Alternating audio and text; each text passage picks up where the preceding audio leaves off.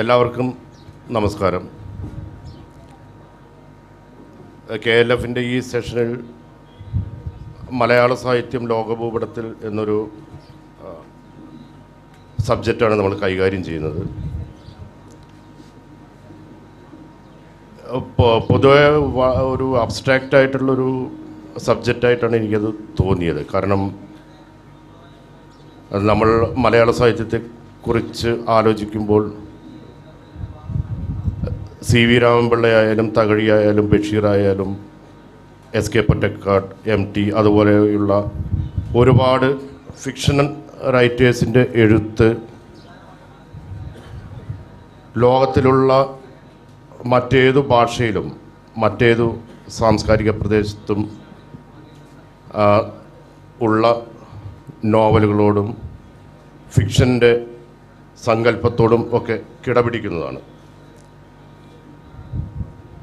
എന്നാൽ നമ്മുടെ ഈ ഫിക്ഷനകത്തുള്ള ഈ സമ്പന്നത വേണ്ടത്ര ലോകഭൂപടത്തിൽ രേഖപ്പെടുത്തിയിട്ടുണ്ടോ എന്നുള്ള ഒരു ആരംഭ ബിന്ദുവിൽ നിന്ന് ഈ ചർച്ച തുടങ്ങാമെന്ന് കരുതുന്നു.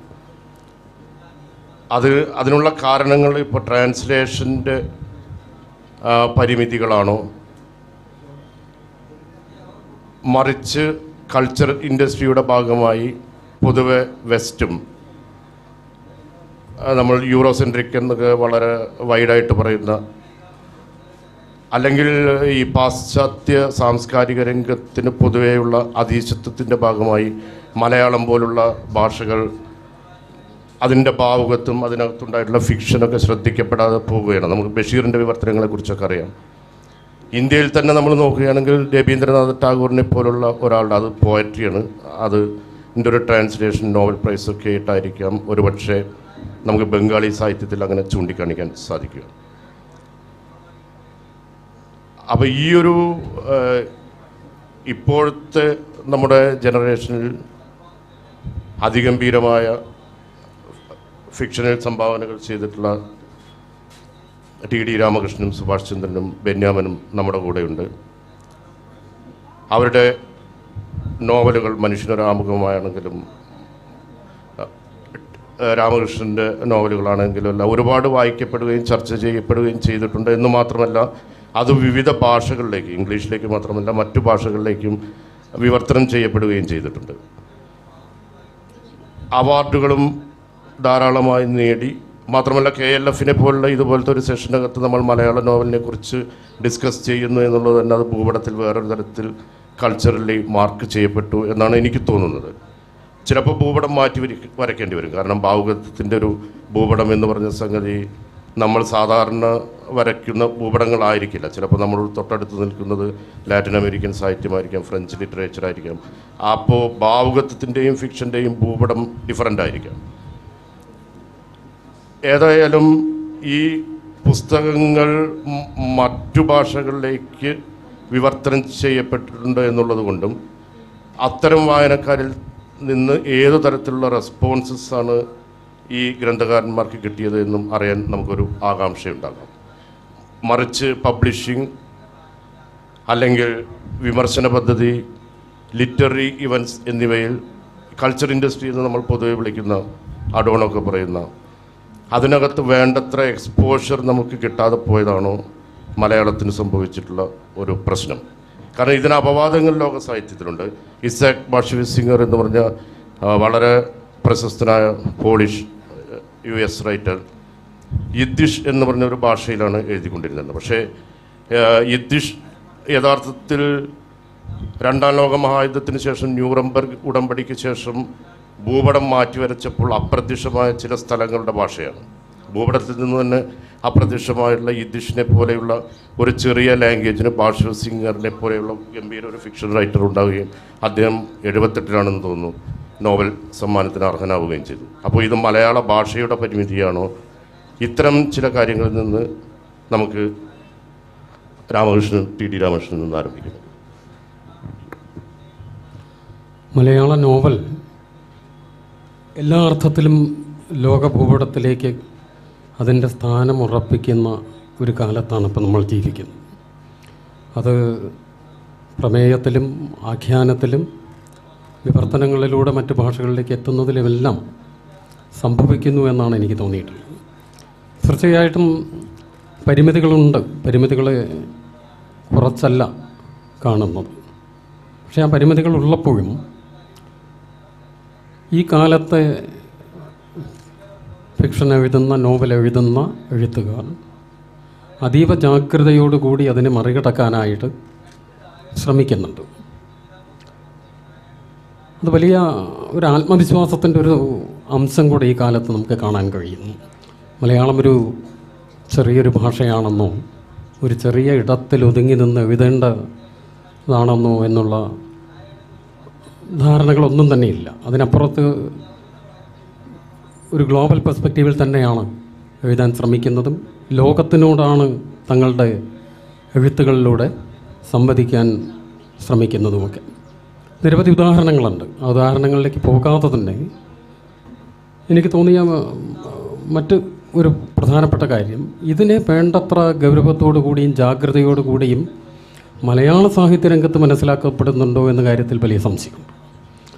മലയാള നോവൽ മലയാളമല്ലാതെയാകുന്നു എന്ന് പറഞ്ഞ് വളരെ തീവ്രമായ ഒരു ചർച്ച തന്നെ നടന്ന, വലിയ തരത്തിൽ ആക്ഷേപങ്ങൾ ഉന്നയിക്കപ്പെട്ട ഒരു സാഹിത്യരംഗമാണ്. അതിലൊക്കെ പലതരത്തിൽ പ്രതിസ്ഥാനത്തിലുള്ളവരൊക്കെ തന്നെയാണ് ഇവിടെ എൻ്റെ കൂടെ ഇരിക്കുന്ന ആളുകളും മറ്റു പലരുമൊക്കെ. അപ്പം മലയാളമല്ലാതെയാകുന്നു എന്നതല്ല അത് മനസ്സിലാക്കണം. മലയാള നോവൽ കാലോചിതമായിട്ട് നവീകരിക്കപ്പെടുകയും പുതിയൊരു ഭാഷയും പ്രമേയവും ഒക്കെ സ്വീകരിച്ചുകൊണ്ട് കൂടുതൽ ശക്തമായിട്ട് മുന്നോട്ട് പോകുന്നു എന്നുള്ളതാണ്. മലയാള ഭാഷയ്ക്ക് പരിഭാഷാ രംഗത്ത് ചില പരിമിതികളുണ്ട്. അത്ര ശക്തമായിട്ട് ഈ ഭാഷയിൽ ആവിഷ്കരിക്കപ്പെടുന്ന കാര്യങ്ങൾ ഒരു ഗ്ലോബൽ റീഡറെ തൃപ്തിപ്പെടുത്തുന്ന രീതിയിൽ പരിഭാഷപ്പെടുത്തുന്നില്ല, അല്ലെങ്കിൽ പെടുത്താനുള്ള ശ്രമങ്ങൾ വളരെ കുറവായിട്ടാണ് സംഭവിക്കുന്നത്. തീർച്ചയായിട്ടും ചെറിയ അല്ലെങ്കിൽ വലിയ ശ്രമങ്ങൾ തന്നെ നടക്കുന്നുണ്ട്. അപ്പോൾ ബെന്യാമിൻ്റെയൊക്കെ പുസ്തകം പരിഭാഷപ്പെടുന്നതും വായിക്കപ്പെടുന്നതും ചർച്ച ചെയ്യപ്പെടുന്നതും ഒക്കെ നമ്മളടുത്ത കാലത്ത് കാണുന്നതാണ്. വളരെ അഭിമാനിക്കേണ്ടതാണ് മലയാള ഭാഷയെ സംബന്ധിച്ചിടത്തോളം. ഇപ്പോൾ ജാസ്മിൻ ഡേയ്സ് ഇംഗ്ലീഷിലേക്ക് വിവർത്തനം ചെയ്യപ്പെടുക മാത്രമല്ല, അത് വലിയ രീതിയിൽ അംഗീകരിക്കപ്പെടുകയും ചെയ്യുന്നതും വലിയ സന്തോഷമുള്ളൊരു കാര്യമാണ്. അതേപോലെ നിരവധി എഴുത്തുകാർ, ഞാൻ ബെന്യാമിനെ മാത്രം ഉദാഹരണമായിട്ട് പറയില്ല, പലരും ഈ കാലദേശ ഭൂപടങ്ങളൊക്കെ അപ്പുറത്തേക്ക് പോകാനും ഭാഷയുടെ പരിമിതികൾക്ക് അപ്പുറത്തേക്ക് ചിന്തിക്കാനും ഒക്കെ കഴിയുന്നുണ്ട്.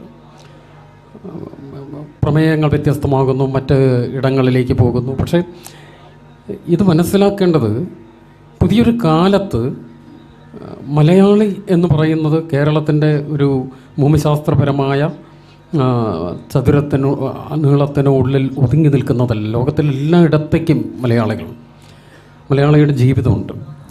അത് തന്നെ നോവലിൽ ആവിഷ്കരിക്കപ്പെടണം എന്ന് നമ്മൾ വാശി പിടിക്കേണ്ട കാര്യമില്ല. അതല്ലാത്ത രീതിയിലുള്ള ആവിഷ്കാരങ്ങൾക്കും സാധ്യതയുണ്ട്.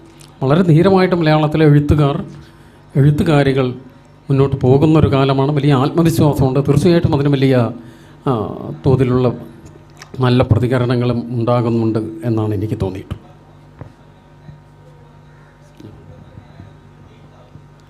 നമസ്കാരം. ആദ്യമായിട്ട് കഴിഞ്ഞ 2-3 മാസങ്ങളിൽ നമ്മുടെ മലയാള സാഹിത്യത്തിൽ നിന്ന് വിവർത്തനം ചെയ്ത് ലോകത്തിലേക്ക് എത്തിയ ഒരു പുസ്തകത്തിന് വലിയ 2 പുരസ്കാരങ്ങൾ ബെന്യാമിൻ നേടുകയുണ്ടായി. JCB പുരസ്കാരം, അതുപോലെ ക്രോസ് വേർഡ് പുരസ്കാരം. ആ 2 പുരസ്കാരങ്ങൾ നേടിയ എൻ്റെ പ്രിയ സുഹൃത്തിന് നിങ്ങൾക്ക് വേണ്ടിയിട്ടൊരു അഭിനന്ദനം അറിയിക്കും. നമ്മുടെ ഭാഷയുടെ ഒരു പ്രത്യേകത, നമ്മുടെ ഭാഷയിലെ ആവിഷ്കാരങ്ങളുടെ ഒരു പ്രത്യേകത, അത് പലതും ഇംഗ്ലീഷിൽ നിന്നോ മറ്റ് യൂറോപ്യൻ രീതികളിൽ നിന്നോ കടം കൊണ്ടതാണ് എന്നുള്ളതാണ്. ചന്തുമേനോൻ നോവല് അവതാരികയിൽ അതിൻ്റെ ആമുഖത്തിൽ എഴുതുന്നുണ്ട്, ഞാൻ ഇംഗ്ലീഷ് നോവലുകളിലുള്ള ഒന്ന് വായിച്ചാസ്വദിക്കും മട്ടിൽ എൻ്റെ ഭാര്യയ്ക്ക് മലയാളത്തിൽ ആസ്വദിക്കുവാൻ വേണ്ടി എഴുതിയ ഒന്നാണ് ഇന്ദുലേഖ എന്ന് പറയുന്നുണ്ട്. മഹാനായ CV രാമപിള്ള അദ്ദേഹം തൻ്റെ വിഖ്യാതങ്ങളായിട്ടുള്ള പുസ്തകങ്ങൾക്ക് പ്രചോദനമായിട്ടുള്ള വാൾട്ടർ സ്കോട്ടിൻ്റെ പുസ്തകങ്ങളെ എടുത്തു പറഞ്ഞിട്ടുണ്ട്. പിൽക്കാലത്ത് മലയാളത്തിലുണ്ടായിട്ടുള്ള എല്ലാ പ്രധാനപ്പെട്ട നോവൽ കൃതികളും അവരുടെ രചയിതാക്കളുടെ അഭിമുഖ സംഭാഷണങ്ങളിലും ലേഖനങ്ങളിലും നമുക്കറിയാം.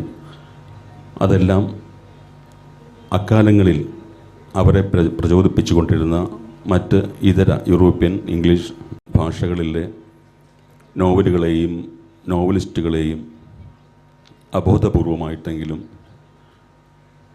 ഒരു കടപ്പാട് ആ കൃതികളിലൊക്കെ നമുക്ക് കാണാൻ പറ്റുന്നുണ്ട്. ഇത് ഇപ്പോൾ എഴുത്തിൽ മാത്രമല്ല, നമ്മുടെ സാധാരണ ജീവിതത്തിലും സൗകര്യങ്ങൾ, ഭക്ഷണം ഉണ്ടാക്കുന്ന അടുക്കളയിലെ ഇപ്പോൾ ഇലക്ട്രിക് ഓവൻ പോലുള്ള സംഗതി മുതൽ അത് വിസർജിക്കുന്ന യൂറോപ്യൻ ക്ലോസ്റ്റ് എന്ന് പറയുന്ന യൂറോപ്യൻ രീതിയിലുള്ള ടോയ്ലറ്റുകൾ അടക്കം ആ വലിയ ശൃംഖലയിലെല്ലാം നമ്മളിങ്ങനെ പുറമേക്ക് കടപ്പെട്ടിരിക്കുന്നുണ്ട്. ഇതൊന്നും കണ്ടുപിടിച്ചതോ നിർമ്മിച്ചതോ നമ്മളല്ല. നമ്മൾ മറ്റാരോ ഉണ്ടാക്കിയ സൗകര്യങ്ങളെയും സംതൃപ്തികളെയും പിൻപറ്റുന്നവരാണ് എന്ന അബോധത്തിലുള്ള ഒരു ചിന്ത നമുക്ക് എല്ലാവർക്കും ഉണ്ട്. അതുകൊണ്ട് പക്ഷേ എഴുത്ത് എന്ന് പറയുന്നത്, സർഗാത്മകത എന്ന് പറയുന്നത് സൗകര്യങ്ങളെയും സംതൃപ്തികളെയും ആവിഷ്കരിക്കുകയല്ല, അസൗകര്യങ്ങളെയും അതൃപ്തികളെയും രേഖപ്പെടുത്തി വയ്ക്കുന്ന ഒന്നാണ്. അതുകൊണ്ട് നമുക്ക് ആരോടും ഏതെങ്കിലും തരത്തിൽ ഒരു കീഴാള ബോധം ആവശ്യമില്ല. നമ്മൾ നമ്മുടെ ജീവിതം ആവിഷ്കരിക്കുന്നത് യൂറോപ്പിലിരുന്നുള്ള ഒരു എഴുത്തുകാരൻ അവൻ്റെ ജീവിതം ആവിഷ്കരിക്കുന്നതോടൊപ്പം തന്നെ, അതിൻ്റെ മുകളിൽ എന്ന് പറയുന്നില്ല, പക്ഷെ ഒട്ടും അതിൻ്റെ താഴെയുമല്ലാത്ത രീതിയിൽ നമ്മൾ നമ്മുടെ ജീവിതം ആവിഷ്കരിക്കുകയാണ് നമ്മുടെ നോവലുകളിലൂടെ. ഇത് പുറം ലോകം അറിയുമ്പോൾ ചിലപ്പോൾ അതിന് പ്രശംസകളോ പുരസ്കാരങ്ങളോ കിട്ടിയെന്നിരിക്കും. പക്ഷെ അത് മാത്രമായിരിക്കരുത് അതിൻ്റെ മാനദണ്ഡം, ആ കൃതിയുടെ സാങ്കത്യത്തിൻ്റെ മാനദണ്ഡം. അതുകൊണ്ട് ഇപ്പോൾ പ്രശസ്തങ്ങളായിട്ടുള്ള ഒരുപാട് പുസ്തകങ്ങൾ അതെഴുതിയ കാലഘട്ടങ്ങളിലൊന്നും തന്നെ പ്രഖ്യാതങ്ങളായിട്ടില്ല എന്ന് നമുക്ക് അറിയാം. മലയാളത്തിൽ ഒ.വി. വിജയൻ്റെ പുസ്തകമടക്കം, ഹെർമൻ മെൽവിലിൻ്റെ മോബി ഡിക്ക് എക്കാലത്തും നിലനിൽക്കുന്ന ഒരു, എക്കാലത്തും എന്നെ വ്യക്തിപരമായിട്ട് എൻ്റെ ആത്മാവിനെ പ്രകമ്പനം കൊള്ളിച്ചിട്ടുള്ള ഒരു പുസ്തകമാണത്. അത് ആദ്യ പതിപ്പ് 64 കോപ്പികളാണ് വിറ്റുപോയത് എന്ന് എവിടെയോ വായിച്ചിട്ടുണ്ട്. പക്ഷെ അതിൻ്റെ ഒറിജിനാലിറ്റി, കടൽ എന്ന് പറയുന്ന അനുഭവത്തെ ഒരു എഴുത്തുകാരൻ, ഒരു മനുഷ്യൻ എന്ന നിലയ്ക്ക് വാക്കുകളാൽ കടലിനെ ആവിഷ്കരിക്കാൻ സാധിക്കുന്ന, വാക്കുകളാൽ കടലിൻ്റെ അനുഭൂതികളെ അതിൻ്റെ ആഴത്തിലും പരപ്പിലും തന്നെ ആവിഷ്കരിക്കാൻ സാധിക്കുന്ന ഒരു എഴുത്തുകാരൻ സാധിച്ച ഒരു വലിയ ശ്രമം, അത് പിൽക്കാലത്തെ ലോകത്ത് എല്ലായിടത്തും എല്ലാ ഭാഷകളിലും എത്തിപ്പെടുകയുണ്ടായി. അതുകൊണ്ട് നമ്മുടെ ഭാഷയിൽ എളിയ ഭാഷ എന്നൊരു ഭാഷയില്ല. നമ്മുടെ രീതി കൊണ്ട് അങ്ങനെ കുഗ്രാമം എന്ന് നമ്മൾ മലയാളത്തിൽ പ്രയോഗമുണ്ട്. ഗ്രാമം ഉള്ളൂ, കുഗ്രാമം ഉണ്ടാവുക സാധ്യമല്ല. കാരണം നമ്മുടെ യൂറോപ്യൻ അല്ലെങ്കിൽ ഇംഗ്ലീഷ് അവരുടെ ആ വരേണ്യ ബോധം കടമെടുത്തുകൊണ്ട് നമ്മുടെ ഗ്രാമങ്ങളെയൊക്കെ കുഗ്രാമം എന്ന് വിളിച്ച ഒരു രീതി. ഇപ്പം ആരും കുഗ്രാമം എന്ന് പറയാറില്ല. എല്ലാ സുഗ്രാമങ്ങൾ മാത്രമേ ഉള്ളൂ, കുഗ്രാമമില്ല. എല്ലാ ഗ്രാമങ്ങളും സുഗ്രാമങ്ങളാണ്. എല്ലാ ഭാഷകളും സുഭാഷകളാണ്. കുഭാഷ എന്നൊരു ഭാഷയില്ല. അതുകൊണ്ട് നമ്മുടെ മലയാള ഭാഷയിൽ എഴുതപ്പെടുന്ന കൃതികൾ നാളെ ലോകം അറിയുകയോ അറിയപ്പെടാതിരിക്കുകയോ ചെയ്യട്ടെ, പക്ഷെ നമ്മുടെ സംസ്കാരത്തിൽ, നമ്മുടെ ഭാഷയിൽ നമ്മുടെ ആവിഷ്കാരങ്ങളെ നമ്മൾ അങ്ങേയറ്റം ആദരിക്കുകയും ചേർത്ത് പിടിക്കുകയും ചെയ്യേണ്ടതുണ്ട് എന്നാണ് എൻ്റെ അഭിപ്രായം.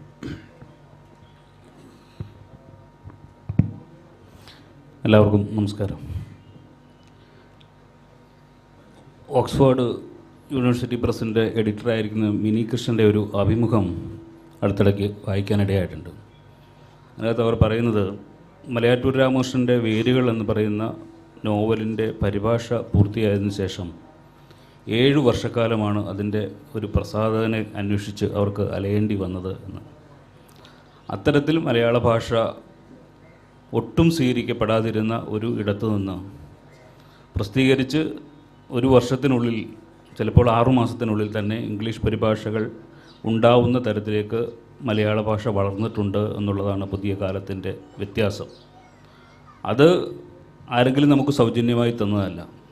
മലയാളത്തിലെ എഴുത്തുകാർ അവരുടെ കഴിവ് കൊണ്ടും മികവ് കൊണ്ടും, പരിഭാഷകർ അവരുടെ അധ്വാനം കൊണ്ടും, എഡിറ്റേഴ്സ് അവരുടെ കൃത്യമായ നിരീക്ഷണങ്ങൾ കൊണ്ടുമൊക്കെ സാധ്യമാക്കി എടുത്തതാണ്. ഇന്ന് മലയാള സാഹിത്യത്തിലെ എഴുത്തുകാർ, ഒരുപിടി എഴുത്തുകാർ ഇംഗ്ലീഷ് പരിഭാഷയിലേക്ക് അന്യഭാഷയിലേക്കൊക്കെ കടന്നു ചെന്നിട്ടുണ്ടെങ്കിൽ അത് നമ്മളുടെ ഭാഷ നേടിയ വലിയ വലിപ്പത്തിൻ്റെ, അത് മുന്നോട്ട് നടത്തിയിട്ടുള്ള ചൈത്യയാത്രയുടെ വലിയ ഉദാഹരണം തന്നെയാണ്. ഇംഗ്ലീഷ് എന്ന് പറയുന്ന ഭാഷയിൽ മാത്രമല്ല, അനേകം ഭാഷകളിലേക്ക് നമ്മളുടെ കൃതികൾ വിവർത്തനം ചെയ്യപ്പെടുന്നുണ്ട് എന്നുള്ളതാണ്. 2-3 വർഷം മുമ്പ് കറാച്ചിയിൽ ചെന്നപ്പോൾ അവർ പറഞ്ഞത് ഉറുദുവിലേക്ക് അവരുടെ അറിവിൽ അവസാനമായി പരിഭാഷപ്പെടുത്തിയത് ബഷീറിൻ്റെ കൃതികളാണ്. അതിനുശേഷം മലയാളത്തിൽ നിന്ന് ഒരു കൃതി ഉണ്ടാവുന്നത് ആടുജീവിതം ഉണ്ടാവേണ്ടി വന്നു എന്നുള്ളതാണ്. അതിനുശേഷം മലയാളത്തിൽ എത്രയോ മികച്ച കൃതികൾ ഉണ്ടായിട്ടും ഉറുദു പോലെയുള്ള വളരെ വലിയൊരു ഭാഷയിലേക്ക് മലയാളത്തിൽ നിന്ന് എന്തുകൊണ്ട് പരിഭാഷകൾ ഉണ്ടായില്ല എന്ന് ചോദിച്ചാൽ ഒരു പക്ഷേ അത് നമ്മുടെ പരിഭാഷാ പദ്ധതികൾക്കുണ്ടായിരുന്ന വീഴ്ചയാണ് എന്നുള്ളതാണ്. പക്ഷേ അതിൽ നിന്ന് മാറിക്കൊണ്ട് പരിഭാഷകർ വളരെ ഗൗരവമായി ഇതിനെ കാണുകയും വളരെ കഠിനാധ്വാനം ചെയ്തുകൊണ്ട് തന്നെ ഒരു അന്തർദേശീയ വായനക്കാരിൽ എങ്ങനെ ഈ സാഹിത്യം എത്തിക്കുക എന്നുള്ള വലിയ ഉത്തരവാദിത്വം നിർവഹിക്കുകയും ചെയ്യുന്നതിൻ്റെ ഉദാഹരണങ്ങളാണ് ഞങ്ങളുടെ 3 പേരുടെയും പുസ്തകങ്ങൾ. മീരയുടെയും ഈ സന്തോഷ് കുമാറിൻ്റെയും സംഗീത ശ്രീനിവാസൻ വരെയുള്ള വലിയ ഒരു നിര എഴുത്തുകാരുടെ പുസ്തകങ്ങൾ ഇംഗ്ലീഷ് അടക്കമുള്ള ഭാഷകളിലേക്ക് വന്നുകൊണ്ട് ഇരിക്കുന്നത്. അതിനിടയിലാണ് ചില പുരസ്കാരങ്ങളൊക്കെ വരുന്നത്. ആ പുരസ്കാരങ്ങൾ പലപ്പോഴും അന്തർദേശീയ തലങ്ങളിൽ നമ്മുടെ ഭാഷയെ ശ്രദ്ധിക്കാൻ ഇടയാവുന്നുണ്ട് എന്നുള്ളത് ഒരു എഴുത്തുകാരന് മാത്രം കിട്ടുന്ന ശ്രദ്ധയല്ല. ഈ ഭാഷയിൽ ഇങ്ങനെയൊക്കെ ചിലത് സംഭവിക്കുന്നുണ്ടല്ലോ എന്ന് ഒരു അന്വേഷണം പ്രസാധകർക്കും വിതരണക്കാർക്കും വായനക്കാർക്കുമൊക്കെ കിട്ടുന്നതിന് വലിയ ഉദാഹരണമായി മാറുന്നുണ്ട്. കുറച്ചു കാലം മുമ്പ്, ഒരു 2-3 വർഷം മുമ്പാണ് ആടുജീവിതത്തിൻ്റെ പരിഭാഷയായ ഗോഡ് ഡേയ്സ് മാൻ ഇൻ്റർനാഷണൽ ഏഷ്യൻ പ്രൈസിന് വേണ്ടി പരിഗണിക്കപ്പെട്ടു. അതിൻ്റെ ചുരുക്കപ്പട്ടികയിൽ വന്നത്. ആ പുരസ്കാരം പക്ഷേ ഇപ്പോൾ നിർത്തി. അവർ 2 വർഷം കഴിഞ്ഞപ്പോൾ അത് ഡിസ്കണ്ടിന്യൂ ചെയ്തു. പക്ഷേ എങ്കിൽ പോലും ആ ചുരുക്കപ്പട്ടികയിൽ വന്നു എന്നതുകൊണ്ട് മാത്രം തായ് ഭാഷയിലേക്ക് ആടുജീവിതം പരിഭാഷപ്പെടുത്തപ്പെട്ടു എന്നുള്ളതാണ്. തായ് എന്ന് പറയുന്ന ഭാഷ വളരെ അത്യപൂർവമായ ഒരു സംഭവമാണ്. അതുകൊണ്ട് മാത്രം ശ്രദ്ധിക്കപ്പെട്ടതാണ്. അതുകൊണ്ട് ഇത്തരം പുരസ്കാരങ്ങളിലേക്ക് വരുന്നത് കൊണ്ട് നമ്മുടെ ഭാഷ ശ്രദ്ധിക്കപ്പെടുന്നു എന്നുള്ളതാണ്. പെട്ടെന്ന് മലയാളത്തിലെ ഒരു പുസ്തകം ട്രാൻസ്ലേറ്റ് ചെയ്തപ്പോൾ അല്ലെങ്കിൽ ഇങ്ങനൊരു പുരസ്കാരത്തിൽ വന്നപ്പോൾ നിശ്ചയമായിട്ടും മറ്റ് എന്തൊക്കെയാണ് അവിടെ സംഭവിക്കുന്നത് എന്നുള്ളൊരു അന്വേഷണം പ്രസാധകരിലുണ്ടാവും. അതുകൊണ്ടാണ് വേരുകളിൽ നിന്ന് ഇപ്പോൾ ജാസ്മിൻ ഡേയ്സിൽ എത്തുമ്പോൾ അതിൻ്റെ വേഗത വളരെ ഏറെയാവുന്നത് എന്ന് എനിക്ക് തോന്നാറുണ്ട്. ഈ പുരസ്കാരങ്ങൾ ഒക്കെ കിട്ടുന്നത് അങ്ങനെ വായനക്കാരുടെ വൈവിധ്യം. ഇപ്പം എനിക്ക് വളരെ സന്തോഷത്തോടെ പറയാൻ കാരണം പറയാൻ ആഗ്രഹിക്കുന്ന ഒരു കാര്യം, ജാസ്മിൻ ഡേയ്സ് വായിച്ചിട്ട് ലാറ്റിൻ അമേരിക്കയിൽ നിന്നൊരു എഴുത്തുകാരി എനിക്ക് മെയിൽ അയച്ചു. എഴുത്തുകാരിയല്ല, ഒരു വായനക്കാരി മെയിൽ അയച്ചു എന്നുള്ളതാണ്. നിങ്ങളുടെ പുസ്തകം ഞാൻ വായിച്ചു എന്ന്. അപ്പം ഒരു ലാറ്റിൻ അമേരിക്കയിൽ ഒരു വായനക്കാരിയെങ്കിലും ഒരു മലയാള പുസ്തകം വായിച്ചു എന്നുള്ളൊരു വലിയ സന്തോഷം എനിക്കുണ്ട്. അപ്പോൾ അത്തരത്തിലേക്ക് നമ്മുടെ ഭാഷ ഇങ്ങനെ വലുതായിക്കൊണ്ടേ ഇരിക്കുന്നുണ്ട് എന്നുള്ള ഒരു യാഥാർത്ഥ്യമുണ്ട്. എഴുത്തുകാർ എങ്ങനെയാണ് ഇതിനെ നേരിടുന്നതെന്ന് ചോദിച്ചാൽ നമ്മളുടെ ഉള്ളിൽ അബോധപൂർവമായ ഒരു പ്രക്രിയ നടക്കുന്നുണ്ട് എന്നുള്ളൊരു യാഥാർത്ഥ്യമാണ്. കാരണം മലയാള വായനക്കാരിൽ ഓരോരുത്തരും ലോകത്തിൽ ഇറങ്ങുന്ന ഏതു തരം സാഹിത്യവുമായും വളരെയധികം ബന്ധമുള്ളവരാണ്. അത് നമ്മുടെ ഭാഷയിൽ നടക്കുന്ന പരിഭാഷ പ്രക്രിയയും പിന്നെ നമ്മുടെ ഇംഗ്ലീഷ് വായന കൊണ്ടും ഒക്കെ കൂടിയാണ്. നമ്മളുടെ ഭാഷയിൽ ഒരുമാതിരിപ്പെട്ട ലോകത്തിൽ ഇറങ്ങപ്പെടുന്ന പ്രധാനപ്പെട്ട പുസ്തകങ്ങളുടെയൊക്കെ പരിഭാഷ 1-2 വർഷത്തിനുള്ളിൽ വരുന്നുണ്ട്, മികച്ച പുസ്തകങ്ങളുടെയൊക്കെ എന്നാണ് ഞാൻ കരുതുന്നത്. അല്ലെങ്കിൽ ആ പുസ്തകങ്ങൾ വായിക്കുവാൻ ഇപ്പോൾ നിരൂപകർ അത് പരിചയപ്പെടുത്തുവാനൊക്കെ ശ്രമിക്കുന്നത് കൊണ്ട് നമ്മളുടെ വായനക്കാർ ഏതാണ്ട് ലോക വായനയിൽ തത്തുല്യരായ മൂല്യമുള്ളവരാണ്. അവരോട് നമ്മൾ മലയാളത്തിലാണ് എഴുതുന്നത് എങ്കിൽ പോലും അവർ മലയാളത്തിൽ ഇറങ്ങുന്ന ഓരോ കൃതികളെയും ലോക സാഹിത്യ കൃതികളുമായി താരതമ്യം ചെയ്തിട്ടാണ് ഇത് നല്ലതാണെന്നോ ചീത്തയാണെന്നോ അവർ നിർണ്ണയിക്കുന്നത്. അതുകൊണ്ട് തന്നെ എഴുത്തുകാരൻ വലിയൊരു വെല്ലുവിളി നേരിടുന്നുണ്ട്. നമ്മുടെ എഴുത്ത് അന്തർദേശീയ നിലവാരമുള്ളതായി തീരുക എന്നത് സ്വാഭാവികമായ ഈ വെല്ലുവിളിക്കുള്ളിൽ നിന്നുകൊണ്ട് അവനത് സാധ്യമാക്കുന്നുണ്ട് എന്നുള്ളതാണ് യാഥാർത്ഥ്യം. ഈ യാഥാർത്ഥ്യത്തിൻ്റെ ഉള്ളിൽ നിന്നുകൊണ്ടാണ് പിന്നെ പരിഭാഷയിലേക്ക് പോകുമ്പോൾ അത് വളരെ വേഗം മറ്റ് വായനക്കാർക്കും പ്രാപ്യമാകുന്നത്. അതിനകത്തുള്ള ഏക പ്രശ്നമെന്ന് പറയുന്നത് നമ്മൾ എഴുത്തുകാർ ആരെ അഡ്രസ്സ് ചെയ്യുന്നു എന്നുള്ളത് മാത്രമാണ്. ഓരോ എഴുത്തുകാരനും എന്താണ് അബോധപൂർവമായി ഒരു വായനക്കാരനെ ഏതോ ഒരു വായനക്കാരനെ അഡ്രസ്സ് ചെയ്യുന്നുണ്ട് എന്നുള്ളതൊരു യാഥാർത്ഥ്യമാണ്. അത് ഒരു കേരളീയനായ വായനക്കാരനെയാണോ നിങ്ങൾ അഡ്രസ്സ് ചെയ്യുന്നത്, ഒരു ഇന്ത്യനായ വായനക്കാരനെയാണോ നിങ്ങൾ അഡ്രസ്സ് ചെയ്യുന്നത്, അതോ അന്തർദേശീയ തലത്തിലുള്ള ഒരു വായനക്കാരനെയാണോ അഡ്രസ്സ് ചെയ്യുന്നത് എന്നുള്ളത് വളരെ പ്രധാനപ്പെട്ട കാര്യമാണ്. പലപ്പോഴും പരിഭാഷയിൽ വരുന്ന ഏറ്റവും വലിയ പ്രശ്നം എന്ന് പറയുന്നത് നമ്മൾ അഡ്രസ്സ് ചെയ്യുന്നത് ഒരു പ്രാദേശിക വായനക്കാരനെയാണ് എങ്കിൽ പരിഭാഷയിൽ പിന്നീട് കുറേ കൂട്ടിച്ചേർക്കലുകളോ അല്ലെങ്കിൽ കുറേ വിപുലീകരണങ്ങളോ ഒക്കെ വേണം. ഇപ്പോൾ ഞാനൊരു കഥാപാത്രത്തിൻ്റെ പേര് വളരെ യാദൃച്ഛികമായി നായർ എന്നാണെന്ന് വിചാരിച്ചു. ഇപ്പോൾ ഒരു പത്മനാഭൻ നായർ എന്നാണെങ്കിൽ ഈ പത്മനാഭൻ നായർ എന്താണ് എന്ന് മലയാളികളായ എല്ലാ വായനക്കാർക്കും അറിയാം. അവൻ്റെ ജാതിയും മറ്റു ഗുണവും അവൻ്റെ സ്വഭാവങ്ങളും ഒക്കെ അറിയാം. പക്ഷേ നമ്മൾ അന്തർദേശീയ വായനക്കാരന് വേണ്ടിയാണ് അത് എഴുതുന്നതെങ്കിൽ ഈ നായർ ആരാണെന്നും അയാളുടെ സ്വഭാവം എന്താണെന്നും ഒക്കെ കുറേ എലാബറേറ്റ് ചെയ്യേണ്ടി വരും. അത്തരത്തിലുള്ള വൈപല്യങ്ങൾ ചിലപ്പോൾ ചേർക്കേണ്ടി വരും.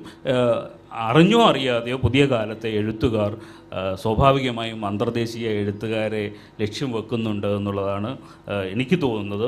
അത് പരിഭാഷയ്ക്ക് വലിയ ആക്കം കൂട്ടിയിട്ടുണ്ട്. വരും കാലത്ത് ഈ പറഞ്ഞ പുരസ്കാരങ്ങളൊക്കെ നമ്മളുടെ ഭാഷയിലേക്ക് വരുന്നത് കൊണ്ട് തന്നെ വളരെ ശ്രദ്ധ നമ്മുടെ ഭാഷയിലേക്ക് ഉണ്ടാവുകയും നമ്മുടെ ഭാഷയിൽ ഉണ്ടാവുന്ന പുതിയ കൃതികൾ അന്തർദേശീയ തലത്തിൽ ശ്രദ്ധിക്കപ്പെടുകയും ചെയ്യും എന്നാണ് ഞാൻ കരുതുന്നത്. അത്തരത്തിലുള്ള രചനകൾ ഉണ്ടാവുവാൻ എഴുത്തുകാരുടെ ഉള്ളിൽ നിന്ന് വലിയ ഒരു പരിശ്രമം ഉണ്ടാവേണ്ടതുണ്ട്. കാരണം നാം അന്തർദേശീയ എഴുത്തുകാരോട് തന്നെ മത്സരിച്ചുകൊണ്ടാണ് എഴുതുന്നതും നമ്മുടെ വായനക്കാർ അത്രത്തോളം പ്രബുദ്ധരാണ് എന്നുള്ള ഒരു ബോധ്യത്തോടു കൂടി പുതിയ തലമുറയിലെ എഴുത്തുകാർ വരികയാണെങ്കിൽ അവർക്ക് വലിയ ഔന്നത്യങ്ങൾ താണ്ടാൻ കഴിയും എന്നാണ് ഞാൻ കരുതുന്നത്.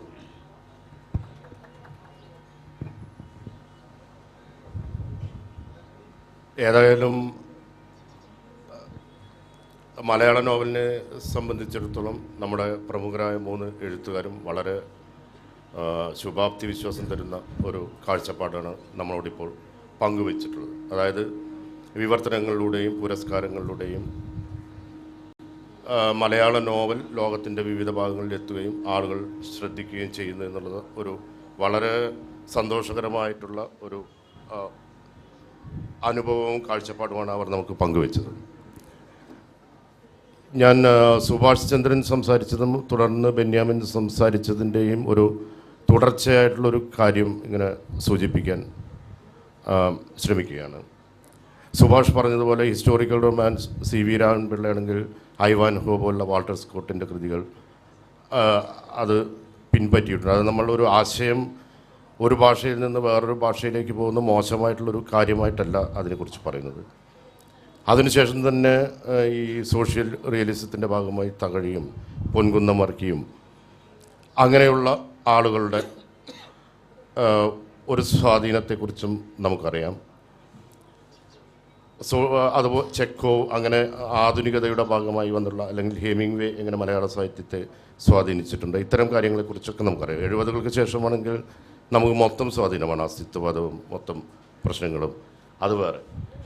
ഇന്നിപ്പോൾ വേറൊരു തലമുറയിൽ നിന്ന് എഴുതുന്ന ഈ എഴുത്തുകാർ, നമുക്കിതിനകത്തൊരു ബെന്യാമിൻ പറഞ്ഞിട്ടുള്ള ലാറ്റിൻ അമേരിക്കയിലെ ഒരു എഴുത്തുകാരി അദ്ദേഹത്തിൻ്റെ പുസ്തകം വായിച്ചു എന്ന് പറയുന്നത് വളരെ ഗംഭീരമായിട്ടുള്ള ഒരു കാര്യമായിട്ടാണ് എനിക്ക് തോന്നുന്നത്. കാരണം നമ്മളെല്ലാവരും മാർക്കിസിനെ എല്ലാ മലയാളികളും വായിച്ചിട്ടുണ്ട്. അപ്പോൾ നമ്മുടെ ഒരു മലയാള പുസ്തകം ഒരു ലാറ്റിൻ അമേരിക്കൻ റീഡർ വായിച്ചു എന്നുള്ളത് വളരെ നല്ലൊരു കാര്യമാണ്. ഞാൻ ചോദിച്ചു വരുന്ന കാര്യം, ഈ പറഞ്ഞ ആശയങ്ങൾ നമ്മളെ സ്വാധീനിച്ചിട്ടുണ്ടെങ്കിലും മലയാളത്തിൽ നിന്ന് അത്തരം എന്തെങ്കിലും ഭാവബോധവും ഭാവുകത്വവും നോവലിനെക്കുറിച്ചോ ഫിക്ഷനെക്കുറിച്ചോ അതിൻ്റെ ഫോമിനെക്കുറിച്ചോ ഉള്ള സങ്കല്പങ്ങളും ലോക സാഹിത്യത്തിൽ സ്വാധീനം ചെലുത്താൻ തുടങ്ങിയിട്ടുണ്ടോ?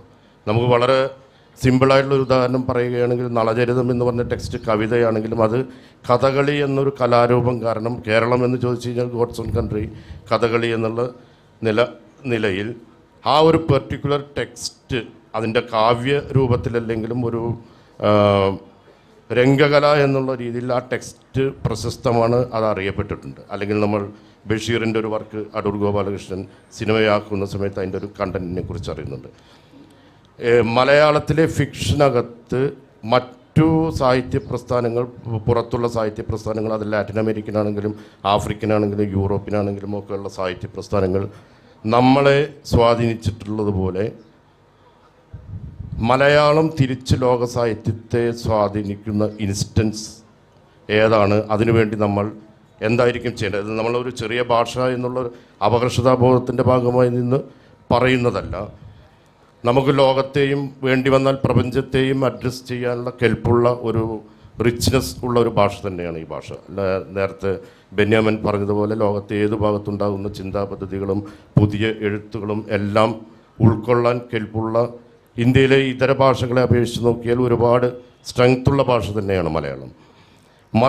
ഈ ഒരു പറഞ്ഞ കാര്യത്തിനെ എങ്ങനെ കാണുന്നു നമ്മൾ ഇൻ്റർനാഷണലായിട്ട് നമ്മുടെ ഒരു ഫിക്ഷൻ്റെ നമ്മുടെ ബോധം, ഈ നേരത്തെ പറഞ്ഞ പോലെ നായർ അങ്ങനെയുള്ള സട്ടിൽ ന്യൂവാൻസസ് ട്രാൻസ്ലേറ്റ് ചെയ്യാനുള്ള പ്രശ്നങ്ങളും ഒക്കെ ഉണ്ടാകും. പക്ഷേ ഭാഷയേക്കാൾ ഉപരിയായി വാൾട്ടർ ബെന്യാമിൻ പറഞ്ഞിട്ടുള്ള ഈ ട്രാൻസ്ലബിലിറ്റി എന്ന് പറഞ്ഞിട്ടുള്ളൊരു സംഗതിയുണ്ട്. കാരണം ദസ്തയേവ്സ്കിയുടെ വിവർത്തനങ്ങൾ MK ദാമോദരൻ വിവർത്തനം ചെയ്ത സമയത്ത് നമുക്കത് റഷ്യനായിട്ട് ഒരിക്കലും ഫീൽ ചെയ്തിട്ടില്ല. ചാരായക്കിടങ്ങ്, സെയിൻറ്റ് പീറ്റേഴ്സ്ബർഗിലെ ചാരായക്കിടങ്ങുകൾ എന്ന് ദാമോദരൻ വിവർത്തനം ചെയ്യുന്ന സമയത്ത് നമുക്ക് അന്നത്തെ സെയിൻറ്റ് പീറ്റേഴ്സ്ബർഗിൻ്റെ ഫീല് കിട്ടും.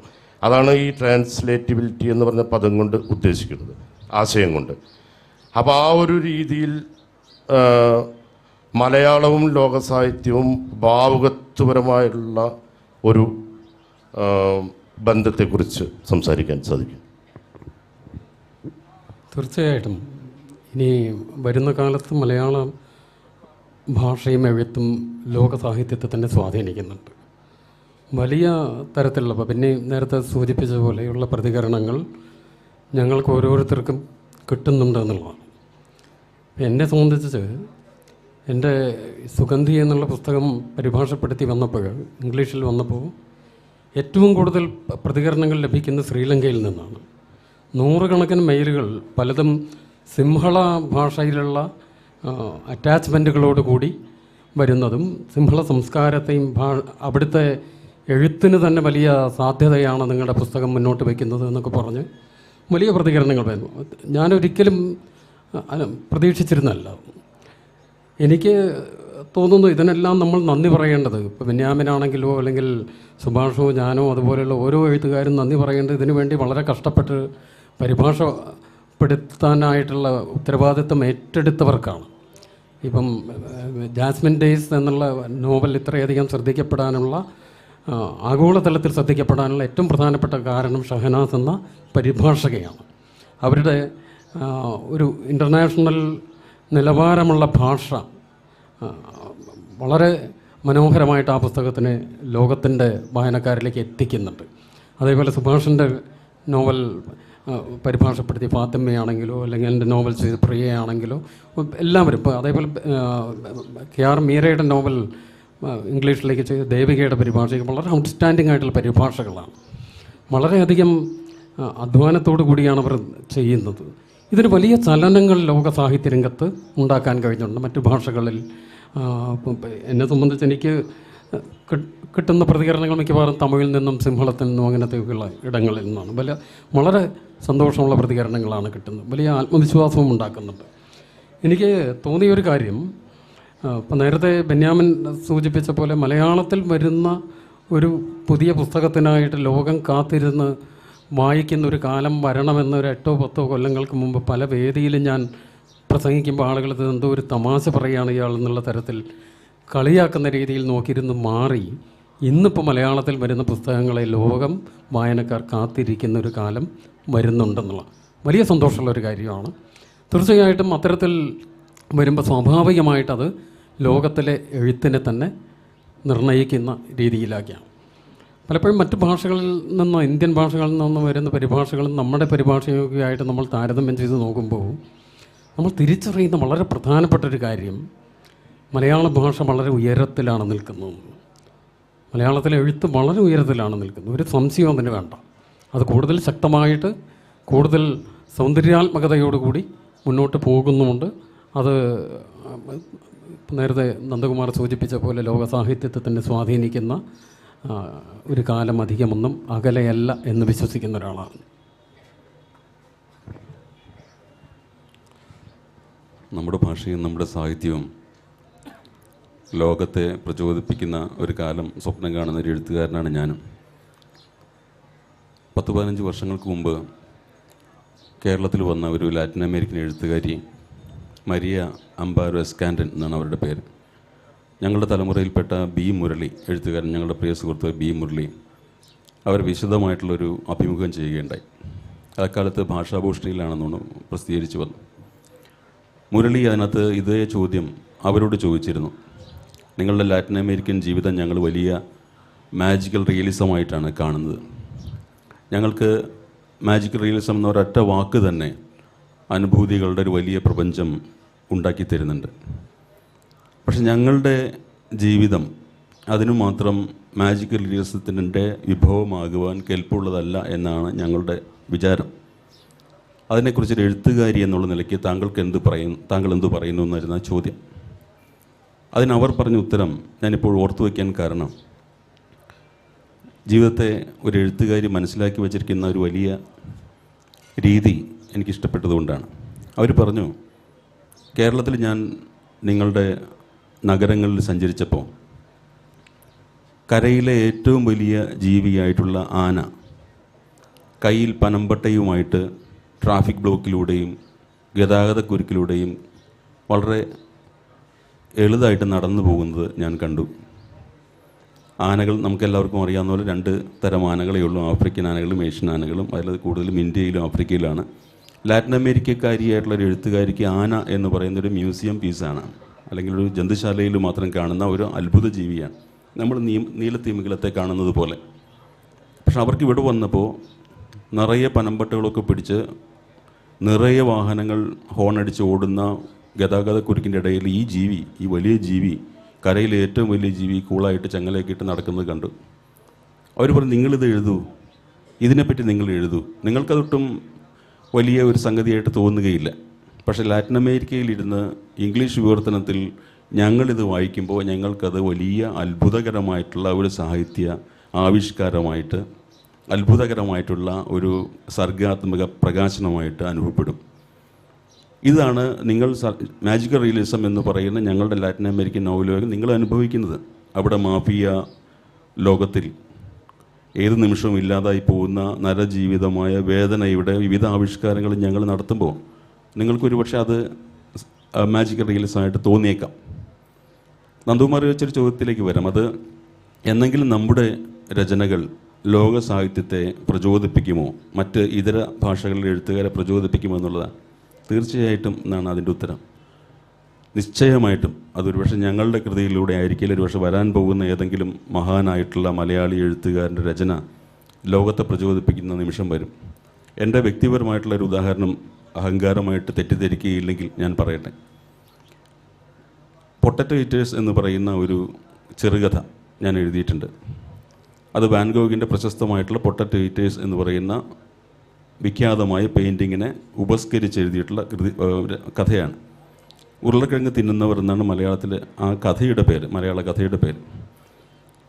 വാൻ ഗോഗ് ആംസ്റ്റർഡാമിലെ ഒരു സുഹൃത്തിൻ്റെ കുടിൽ സ്റ്റുഡിയോ ആയിട്ട് വാടകയ്ക്ക് എടുത്തിട്ട് 5 ഉരുളക്കിഴങ്ങ് കർഷകരെ, പല പ്രായത്തിലുള്ള ആണും പെണ്ണും കുട്ടിയുമായിട്ടുള്ളവരെ നിരത്തിയിരുത്തി പുഴുങ്ങിയ ഉരുളക്കിഴങ്ങ് തിന്നുന്ന രംഗം സൃഷ്ടിച്ച്, വാൻ ഗോഗിൻ്റെ ഭാഷയിൽ പറഞ്ഞാൽ മ്ലാനമായ ആ മഞ്ഞ വെളിച്ചത്തെയും ഉരുളക്കിഴങ്ങുകൾ കിളച്ച് മണ്ണിൻ്റെ നിറമായി പോയ അവരുടെ കൈകളെയും രേഖപ്പെടുത്തണം എന്നുള്ള അദമ്യമായ ഒരു കലാകാരൻ്റെ കൊതിയോടെ എഴുതിയ കഥയാണത്. വാൻ ഗോഗിൻ്റെ മാസ്റ്റർ പീസുകളിൽ പ്രധാനപ്പെട്ട ആദ്യത്തെ മാസ്റ്റർ പീസ് എന്ന് പറയുന്ന പൊട്ടറ്റോ ഈറ്റേഴ്സാണ്. ആ കൃതി പക്ഷേ അക്കാലത്ത് ആളുകളുടെ ടോർസോ എന്ന് വെച്ചാൽ നമ്മുടെ കൈയും കാലും ഇല്ലാത്ത ഈ ശരീരത്തിൻ്റെ ഈ ഭാഗം, അത് വരയ്ക്കാൻ പോലും വാൻ ഗോഗ് കെൽപ്പുള്ളവനല്ല എന്ന് പറഞ്ഞുള്ള വിമർശനമാണ് അക്കാലത്തുണ്ടായത്. പക്ഷെ അത് ഒരു മലയാള ചെറുകഥയിലെ അവസാന വാചകം ആ പെയിൻറ്റിംഗ് ആയി തീരുന്ന രീതിയിൽ ഞാനൊരു കഥ എഴുതിയതാണ് ഉരുളക്കിഴങ്ങ് തിന്നുന്ന കഥ. ആ കഥ വായിച്ച് തീരുമ്പോൾ അതിൻ്റെ അവസാനത്തെ വാചകമായി തീരുന്നു ഈ പെയിൻറ്റിങ് എന്നുള്ളതാണ് അതിലെ മാജിക് എന്ന് പറയുന്നത്. ഞാൻ വളരെ സന്തോഷത്തോടെ ഇത് ഒരു വലിയ സംഭവമാണ് എന്നൊക്കെ എഴുതിയിട്ട് ഈ എഴുത്തുകാരൻ്റെ നിഷ്കളങ്കത എന്ന് പറഞ്ഞാൽ നിങ്ങൾക്ക് ഒരുപക്ഷെ മനസ്സിലാകും എന്ന് ഞാൻ വിചാരിക്കുന്നു. പുറമേ നിന്ന് നോക്കിയാൽ അത് അഹങ്കാരമായിട്ട് തോന്നും. കുട്ടികൾ സ്വയം മോൻ എന്ന് പറയും. അത് നമ്മളതിനെ അവനോട് ചീത്ത പറയില്ല, കാരണം അത് അവൻ്റെ സർഗാത്മകയുടെ ഒരു പ്രകാശനമാണ്.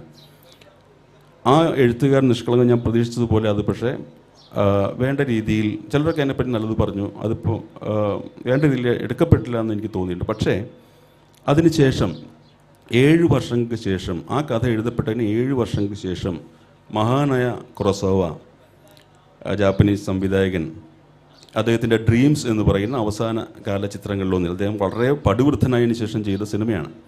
ഈ കഥ എഴുതപ്പെട്ടതിന് ശേഷം 7 വർഷങ്ങൾക്ക് ശേഷം കുറോസവയുടെ ഡ്രീംസ് പല ഖണ്ഡങ്ങളുള്ള സിനിമയാണ്. അതിൽ അദ്ദേഹം കുട്ടിക്കാലത്ത് കണ്ട സ്വപ്നങ്ങളെയാണ് അദ്ദേഹം ആവിഷ്കരിക്കുന്നത്. അതിൽ വാൻഗോഗിൻ്റെ പെയിൻറ്റിങ്ങുകളിൽ നിന്ന് ചലിച്ചു തുടങ്ങുന്ന കഥാപാത്രങ്ങളെ സൃഷ്ടിച്ചുകൊണ്ട് അത്ഭുതം സൃഷ്ടിച്ചിട്ടുണ്ട്. വാൻഗോഗിൻ്റെ പെയിൻറ്റിങ് കാണിക്കുന്നു, പതുക്കെ ആ പെയിൻറ്റിങ്ങിൻ്റെ അതേ മാതൃകയിലിരിക്കുന്ന ആൾ രൂപങ്ങൾ പതുക്കെ ചലിച്ചു തുടങ്ങുന്നു, അവരൊരു കഥയിലേക്ക് പ്രവേശിക്കുന്നു, ഒരു ചലച്ചിത്രത്തിലേക്ക് നമ്മൾ പതുക്കെ ആനയിക്കപ്പെടുന്നു. ഇത് വായിച്ചപ്പോൾ, ഇത് സിനിമ കണ്ടപ്പോൾ ലോകത്തെ എല്ലാ നിരൂപകന്മാരും അത്ഭുതകരമായിട്ട് അതിനെ ആശ്ലേഷിച്ചു. കുറസോവ എന്ന് പറയുന്ന മഹാനായ ചരിത്രകാരന് മാത്രമേ ഇങ്ങനെയൊക്കെ കണ്ടെത്താൻ സാധിക്കുകയുള്ളൂ. വാൻഗോഗ് എന്ന് പറയുന്ന മഹാനായ ചിത്രകാരന് അഭ്രപാളികളിലെ ഷേക്സ്പിയർ അല്ലെങ്കിൽ കുറസോവ അല്ലെങ്കിൽ ഒരു വലിയ ജീനിയസ് സമർപ്പിക്കുന്ന ഒരു തിലോദകമാണ് അതെന്നൊക്കെ പറഞ്ഞ് നമ്മുടെ ഭാഷയിൽ അതുണ്ടായില്ല. ഞാനത് എൻ്റെ രചനകൾ അങ്ങനെ തിലോദകം അർപ്പിക്കണം എന്നുള്ള അർത്ഥത്തിൽ പറഞ്ഞതല്ല.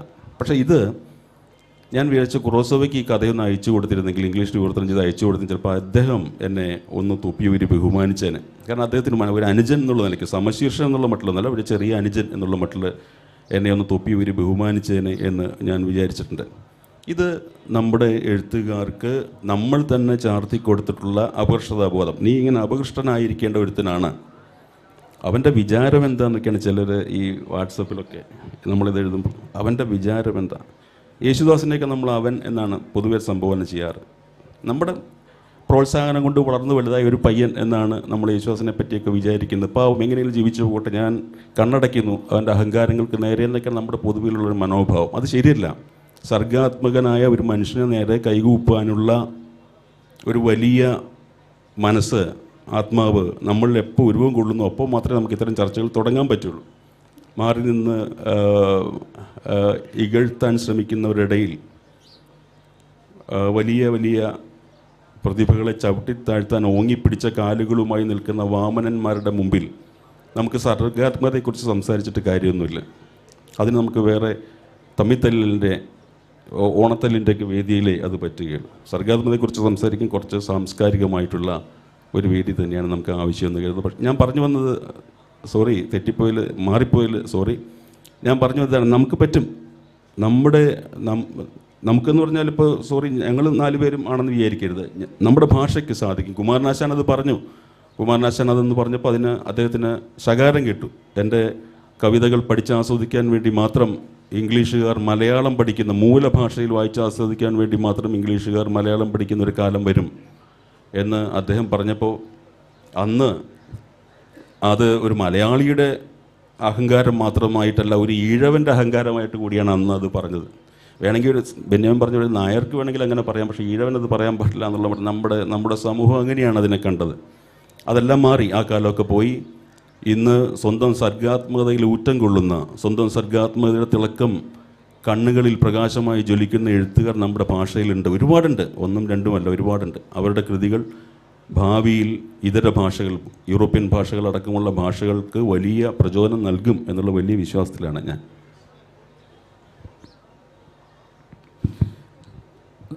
നന്ദകുമാർ ചോദിച്ച ചോദ്യത്തെ 2 തരത്തിൽ നേരിടാമെന്നാണ് ഞാൻ കരുതുന്നത്.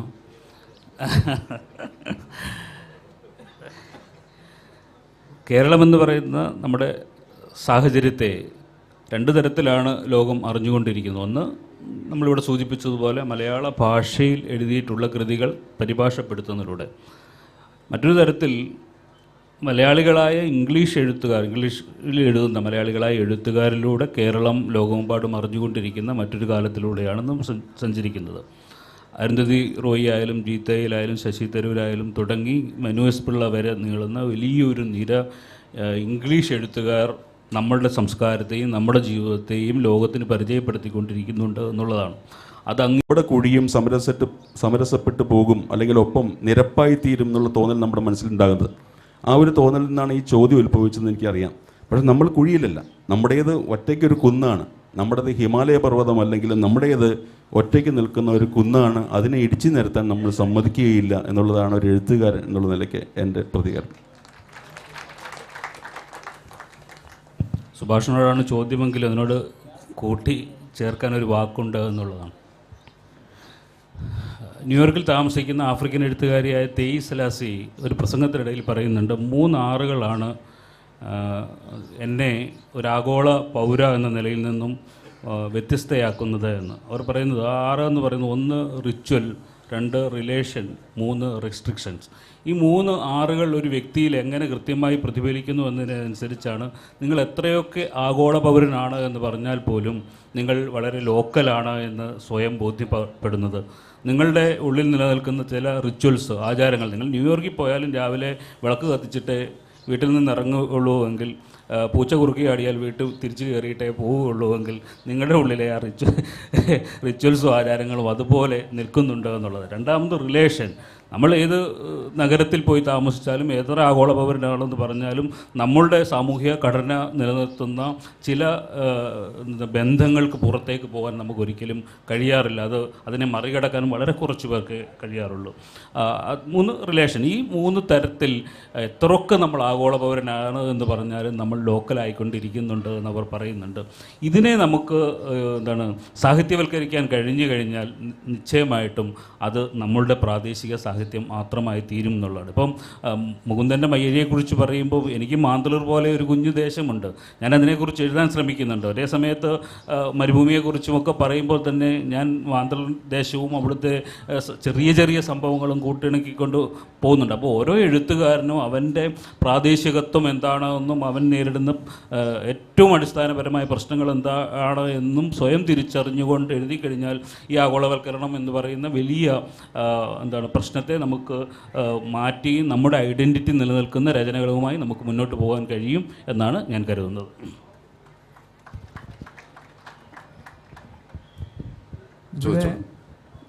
മലയാള പുസ്തകങ്ങൾ ആഗോളതലത്തിൽ മറ്റു ഭാഷകളിലേക്ക് പോകുന്ന കാര്യത്തെ പറ്റിയാണ് സംസാരിച്ചത്. അപ്പോൾ ഈ സംസാരത്തിൽ കൂടുതലും ഭാഷയെ പറ്റിയാണ് നമ്മൾ സംസാരിക്കുന്നത്. പക്ഷേ എനിക്ക് തോന്നുന്നത് എഴുത്തുകാരൻ്റെ ഏറ്റവും വലിയ വെല്ലുവിളി വികാരങ്ങളെ എങ്ങനെ നമ്മൾ ഭാഷയ്ക്കകത്ത് ഉൾക്കൊള്ളിക്കാൻ കഴിയും എന്നതാണ് വലിയൊരു വെല്ലുവിളി. അപ്പോൾ ഈ വികാരങ്ങൾ ഭാഷയ്ക്കകത്ത് കൊണ്ടുവരുന്നതിന് നമ്മുടെ ബെന്യാമിൻ പറഞ്ഞ പോലെ ഒരു നായരൻ്റെ സ്വത്വം അല്ലെങ്കിൽ കേരളീയ ജീവിതത്തിൻ്റെ തനിമ, ഇതൊക്കെ കൂടെ നമ്മൾ ഭാഷകളിൽ എങ്ങനെ കൊണ്ടുവരാം എന്ന് നമ്മൾ ശ്രമിക്കേണ്ട ഒരു കാര്യമുണ്ട്. ഇപ്പോൾ എനിക്ക് തോന്നിയിട്ടുള്ളത് നമ്മുടെ നിങ്ങളുൾപ്പെടെ 3 പേര് സ്റ്റേജിലിരിക്കുന്നവരുൾപ്പെടെയുള്ള പ്രധാനപ്പെട്ട കേരളത്തിലെ എഴുത്തുകാർ, നോവലിസ്റ്റുകൾ കൂടുതൽ ഒരു അന്തർദേശീയ വായനക്കാരെ ഉദ്ദേശിച്ചല്ല നിങ്ങൾ എഴുതുന്നത്. പ്രത്യേകിച്ച് രാമകൃഷ്ണൻ്റെയൊക്കെ നോവലുകൾ കേരളീയ ജീവിതത്തെ എത്ര കണ്ട് ഈ നോവലുകൾ പ്രതിഫലിപ്പിക്കുന്നുണ്ട്. എനിക്ക് വലിയൊരു പരാതി അതുതന്നെയാണ്. വളരെ സങ്കീർണമായ സമകാലിക കേരളീയ ജീവിതത്തെ നമ്മുടെ നോവലിസ്റ്റുകൾ, എണ്ണപ്പെട്ട നോവലിസ്റ്റുകൾ ആരും ടച്ച് ചെയ്യുന്നില്ല. ഇത് നിങ്ങൾ അന്തർദേശീയ വായനാ സമൂഹത്തെ മുൻപിൽ കണ്ടുകൊണ്ടിരുന്നുകൊണ്ടാണോ? പിന്നെ ഈ വികാരങ്ങളെ സന്നിവേശിപ്പിക്കുക എന്നുള്ളത് ഭാഷയുടെ വലിയൊരു പരിമിതിയല്ലേ? ഇത് നമ്മൾ എങ്ങനെ തരണം ചെയ്യും? പിന്നെ വേറൊരു കാര്യം, സത്യം പറഞ്ഞാൽ കേരളത്തെ കൂടുതൽ അന്തർദേശീയ തലത്തിൽ അടയാളപ്പെടുത്തിയിട്ടുള്ളത് അരുന്ധതി റോയ് തന്നെയാണ്. ദ ഗോഡ് ഓഫ് സ്മോൾ തിങ്സിൻ്റെ അത്രയും വായനക്കാർ വിവർത്തനങ്ങളിൽ കൂടെ തീർച്ചയായിട്ടും കേരളത്തെ അറിഞ്ഞിട്ടില്ല. എനിക്ക് നേരിട്ടറിയാവുന്നതാണ്. കാര്യം അയ്മനം തേടി കോട്ടയത്ത് വന്ന വിദേശീയരെ എനിക്കറിയാം. അപ്പോൾ അതേ രീതിയിൽ നമ്മുടെ വിവർത്തനങ്ങൾ അന്തർദേശീയ വായനക്കാരെ സ്വാധീനിച്ചിട്ടില്ല. അപ്പോൾ ഇത് സുഭാഷ് ചന്ദ്രൻ പറഞ്ഞത് മുതൽ നമ്മുടെ കേരളീയ ജീവിതത്തെ, നമ്മുടെ തനിമയെ, നമ്മുടെ ആനകളും നമ്മുടെ കേരളത്തിലെ ജീവിത രീതിയും, പ്രത്യേകിച്ച് ഇപ്പോൾ നമ്മുടെ ഈ ഫ്ലഡ് കഴിഞ്ഞപ്പോഴത്തേക്കാണ് കേരളം കൂടുതലൊക്കെ ഈ അന്തർദേശീയ തലത്തിൽ അറിയപ്പെടാൻ തുടങ്ങിയത്.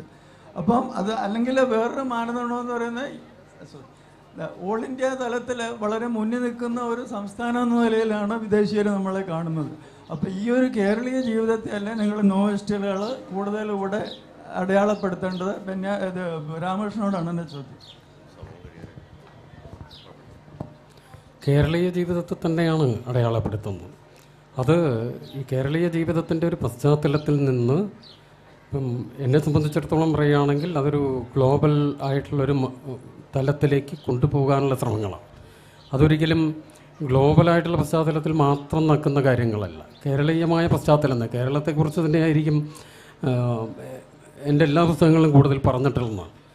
നിലനിൽക്കുന്ന ബോധ്യങ്ങളോട് കലഹിക്കുന്ന രീതിയിൽ കേരളീയമായ, ഇപ്പോൾ ഗണിതത്തിൻ്റെ കേരളീയമായ പശ്ചാത്തലത്തെപ്പറ്റി, കുന്നംകുളത്തെപ്പറ്റി ഞാൻ എൻ്റെ ഏറ്റവും ഇതായിട്ടുള്ള ഏറ്റവും കൂടുതൽ വിമർശിക്കപ്പെട്ട ഇട്ടിക്കോരയിലും കുന്നംകുളത്തെ പറ്റിയാണ്. കുന്നംകുളത്തിൻ്റെ പാരമ്പര്യത്തെപ്പറ്റി, കച്ചവട പാരമ്പര്യത്തെപ്പറ്റി, ഗണിത ശാസ്ത്രവുമായി ബന്ധപ്പെടുന്ന കേരള സ്കൂൾ ഓഫ് മാത്തമാറ്റിക്സിനെ പറ്റി ഇതിനൊക്കെ തന്നെയാണ് പറയുന്നത്. അതിനെ പുതിയ കാലത്തൊരു ഗ്ലോബൽ പെർസ്പെക്റ്റീവിൽ കാണാനും പ്രോബ്ലമാറ്റൈസ് ചെയ്യാനുമുള്ള ശ്രമങ്ങളാണ് എഴുത്തുകളിൽ സംഭവിക്കുന്നത്.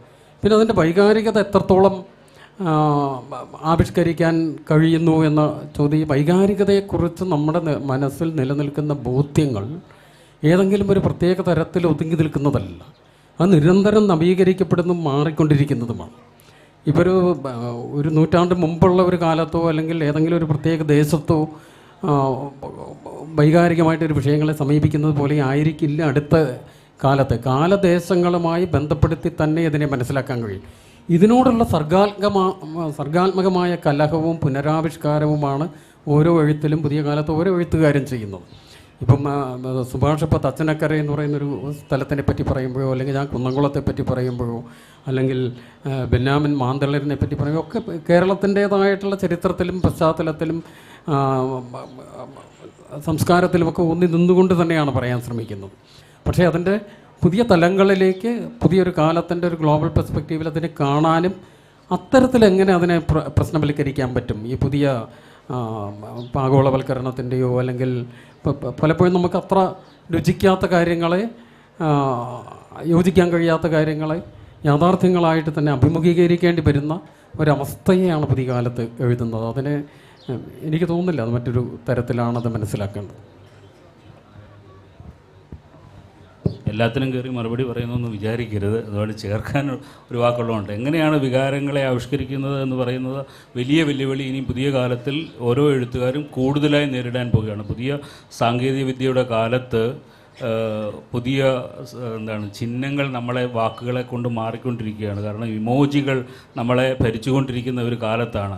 ഞങ്ങൾ എത്രയൊക്കെ വാക്കുകൾ കൊണ്ട് ആവിഷ്കരിക്കാൻ ശ്രമിച്ചാലും അതിനെ മറികടക്കുന്ന തരത്തിലുള്ള ഇമോജികളാണ് വരുന്നത്. ചിരിക്കും, കരച്ചിലിനും, സങ്കടത്തിനും, തകർന്ന ഹൃദയത്തിനും, പ്രണയാർദ്ധമായ ഹൃദയത്തിനും തുടങ്ങി എല്ലാത്തിനും ചിഹ്നങ്ങൾ ഇങ്ങനെ വന്നുകൊണ്ടിരിക്കുന്ന ഒരു കാലത്ത് ഈ പ്രതിസന്ധിയെ നമ്മൾ എങ്ങനെ മറികടക്കുമെന്ന് എഴുതുന്ന ഓരോരുത്തരും ചിന്തിക്കേണ്ട ഒരു കാലത്തിലാണ്. വികാരങ്ങൾ കൂടുതൽ മനോഹരമായ രീതിയിൽ ഇമോജികളിലൂടെ ആവിഷ്കരിക്കപ്പെടുന്ന കാലത്ത് വാക്കുകൾ അതിനെ മറികടക്കും. അത് എഴുത്തുകാരൻ്റെ മുന്നിലുള്ള വലിയ വെല്ലുവിളിയാണ്. അതിനെ വെല്ലുവിളിയെ മറികടക്കാൻ പുതിയ കാലത്തെ എഴുത്തുകാർക്ക് കഴിയട്ടെ എന്നാണ് ആശംസ. ഞങ്ങൾക്ക് കഴിഞ്ഞില്ലെങ്കിൽ പിന്നാലെ വരുന്നവർ ഞങ്ങളെ മറികടന്നുകൊണ്ട് പോയി അത് സാധ്യമാകട്ടെ. എങ്കിൽ മാത്രമാണ് സാഹിത്യം നിലനിൽക്കുക എന്ന് എനിക്ക് തോന്നുന്നു.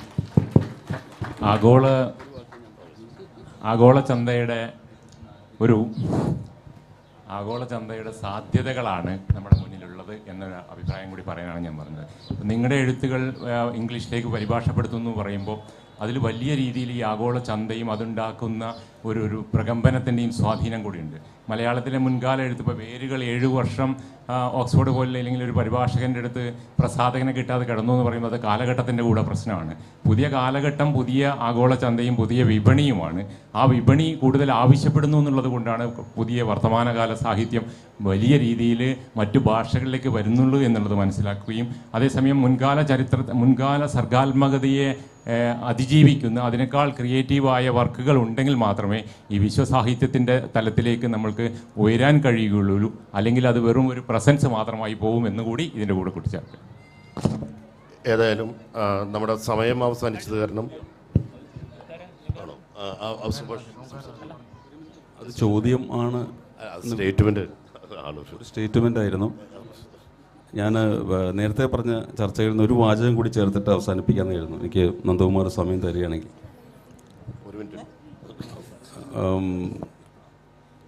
ഒരു ലോകം കാത്തിരിക്കുന്ന എന്തെങ്കിലും തരത്തിലുള്ള ഒരു പുതിയ രീതിയിലുള്ള ഒരു സർഗാവിഷ്കാരം നമുക്ക് സാധ്യമാണോ എന്ന് ആ ചോദ്യം എന്നെയും കുറേ കാലമായിട്ട് ഉലയ്ക്കുന്ന ഒന്നാണ്. ആ രീതിയിൽ ഞാൻ എഴുതിയ ഒരു നോവൽ സമുദ്രശീല എന്നാണ് അതിൻ്റെ പേര്. അതടുത്ത് തന്നെ പ്രകാശനം ചെയ്യും. റിയലിസത്തിൻ്റെ ഒരു പുതിയ ഇടവും മിഥുനം കർക്കിടകം എന്ന് പറഞ്ഞാൽ നമ്മുടെ മലയാളികളുടെ 3 മാസം, മഴക്കാലത്തിൻ്റെ 3 മാസം കോഴിക്കോട് നഗരത്തെയും വയനാട് മുതലുള്ള പ്രദേശങ്ങളെയും ആ പശ്ചാത്തലമായിട്ട് എഴുതിയിട്ടുള്ള ഒന്നാണ്. എല്ലാം സുഭാഷ് ചന്ദ്രൻ അടക്കമുള്ള, സുഭാഷ് ചന്ദ്രൻ്റെ ഭാര്യ അടക്കമുള്ള വക്കീം മുഹമ്മദ് ബഷീറിൻ്റെ മകൻ അനീസ് ബഷീർ എഴുതിയ ഒരു അധ്യായം അതിനകത്തുണ്ട്. അനീസ് ബഷീറാണ് ആ നോവലിൽ ഒരു അധ്യായം എഴുതിയിട്ടുള്ളത്. ബഷീർ ഇതുവരെ മകനെക്കുറിച്ച് എഴുതിയിട്ടില്ല. ബഷീർ എല്ലാ ബന്ധുക്കളെ പറ്റി എഴുതിയിട്ടുണ്ട്, പക്ഷേ മകനെ പറ്റി എഴുതിയിട്ടില്ല. ആ ഒരു കുറവ് സാഹിത്യത്തിൽ നികത്താൻ വേണ്ടി നേരത്തെ സംസാരിച്ച സുഹൃത്ത് സൂചിപ്പിച്ചതുപോലെ മുൻകാല എഴുത്തുകാരെ അതിശയിക്കുന്ന ഒന്നും നമ്മുടെ ഭാഗത്ത് നിന്ന് ഉണ്ടാവുകയില്ലെന്നും ഇതൊക്കെ ആഗോള ചന്തയുടെ ഫലമായിട്ട് മാത്രമാണ് പുറത്തേക്ക് പോകുന്നത് എന്നുള്ള തോന്നൽ നിങ്ങൾക്കുണ്ടെങ്കിൽ അത് മാറ്റിവെക്കണം.